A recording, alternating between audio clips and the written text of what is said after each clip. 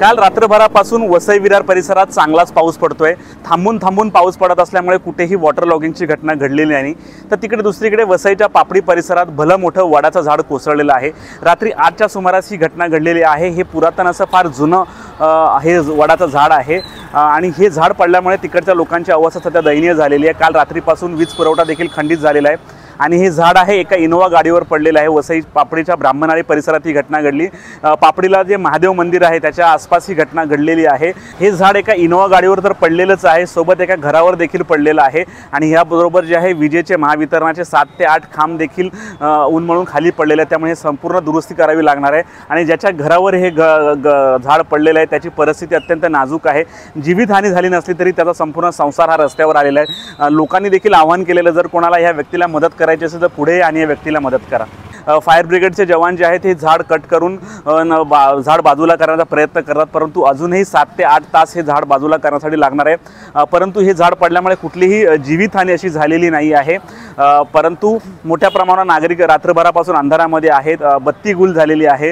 हे झाड कधी निघणार हा असा सवाल सध्या उपस्थित झालेला आहे। वसई विरार परिसरात अशी अनेक प्रकारे जुनी झालेली झाडं आहेत, त्यामुळे तुम्ही जर या झाडाच्या आसपास राहत असाल किंवा गाडी पार्क करत असाल किंवा उभे राहत असाल जरा सांभाळून, कारण सोसायटीचा वारा आल्यानंतर ही झाडं जी आहेत की उन्मळून पडतात।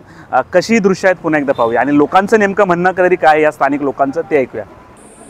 माझं नाव अलका कुमार जोशी। इथे मी या देवस्थानच्याच याच्यामध्ये चाळीमध्ये राहते। काल रात्री 8 वाजता झाड पडलं। कुठलं झाड होतं हे वडाचं झाड आहे, साधारण 150-200 वर्षापूर्वीचं असावं। आणि काय काय नुकसान झालं इथे? नुकसान म्हणजे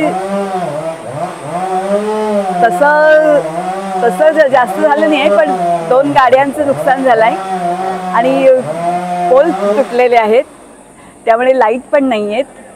कालपासून लाईट गेलेले आहेत।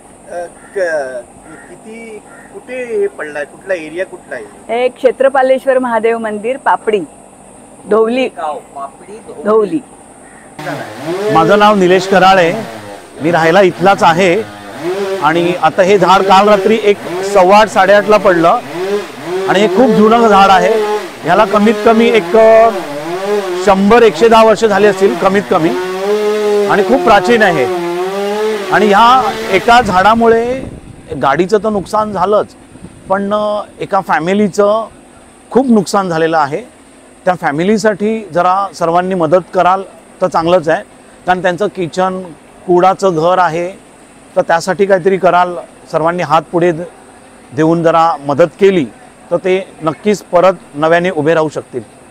किती खांब इकडे गेले आणि किती गाड्यांचं नुकसान? लाईटचं इथे नेहमीच झालं आहे। हे लाईटचं आता जे चाललं आहे हे दर पावसाळ्यात 2दा तरी असे इन्सिडंट्स होतातच। आत्ता पण ही लाईट आता कधी येईल काय येईल, झालं काम तर टेम्पररी होतं, कायमस्वरूपी काहीतरी करायला पाहिजे।